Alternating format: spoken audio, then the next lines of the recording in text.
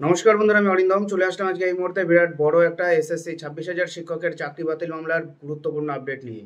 90 দিনের ডেডলাইনে এখনও নোটিফিকেশনহীন SSC 2016 in সার্ভিসদের পূর্বের পোস্টে জয়নিংয়ের বিষয়ে নোটিফিকেশন প্রকাশের জন্য ডেপুটেশন দেওয়া হলো। সুপ্রিম কোর্টের নির্দেশে চাকরি বাতিল হয়েছে প্রায় 26,000 জনের। হাই স্কুল স্তরের শিক্ষক সংগঠন all post graduate teachers welfare অ্যাসোসিয়েশনের পক্ষ থেকে গত 3/4/2025 তারিখে প্রকাশিত সুপ্রিম কোর্টের রায় অনুযায়ী এসএসসি 2016 সালের নিয়োগ প্রক্রিয়ায় নিযুক্ত সকল যোগ্য শিক্ষক শিক্ষিকা শিক্ষাকর্মীদের মধ্যে থেকে সকল যোগ্য চাকরিহারা শিক্ষক শিক্ষিকা ও শিক্ষাকর্মীরা পূর্বে অন্য দপ্তর বা একই দপ্তরে অন্য কোনো পোস্টে কর্মরত ছিলেন তাদেরকে পূর্বের পোস্টে অবিলম্বে নিয়োগ সম্পন্ন করার জন্য নোটিফিকেশন প্রকাশসহ প্রয়োজনীয় পদক্ষেপ গ্রহণের জন্য ডেপুটেশন জানানো হলো।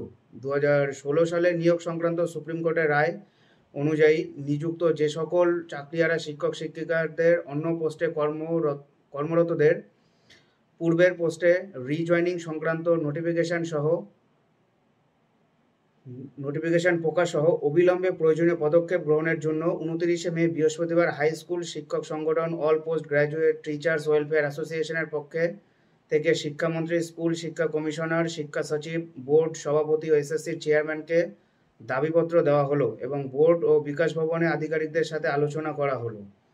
বিকাশ ভবন, মধ্যশিক্ষা পর্ষদ ও এসএসসির অফিসে পূর্ববর্তী পোস্টে প্রে প্রোটেকশন সহ অতি সত্ত্বর রিজয়নিং করার জন্য একটি নোটিফিকেশন অবিলম্বে সুপুষ্ট ও যথাযথ প্রকাশের দাবি জানানো হয়েছে। সকল যোগ্য শিক্ষক ও শিক্ষা কর্মচারীদের পূর্বের পোস্টের সাপেক্ষে নিজ বাসস্থানের কাছাকাছি স্থানের স্কুল বা সরকারি অফিসে নিয়োগ করতে হবে।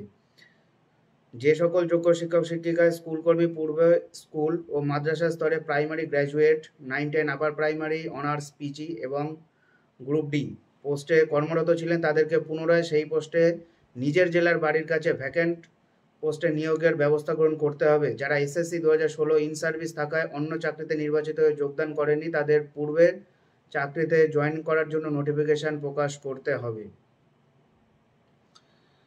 সো এই ডেপুটেশনটা দিয়েছে সকল যারা সুপ্রিম কোর্ট বলেছিল যারা আগে যে চাকরি করতো তাদের সেখানে নিয়োগ করে দেওয়ার, এটা কিন্তু তাদের জন্য। এখনও সরকারের থেকে কোনো আপডেট এখনো পর্যন্ত আসেনি, না নোটিফিকেশান এসেছে না তাদের রিজয়নিংয়ের কোনো লেটার এসেছে। এটাই হলো আজকেকার আপডেট। এর কারণে পাওয়ার জন্য চ্যানেলটা সাবস্ক্রাইব করে আমাদের পাশে থাকুন। দেখা হচ্ছে পরের ভিডিওতে। ভালো থাকবেন সবাই। নমস্কার, জয় হিন্দ, বন্দে মাতরম।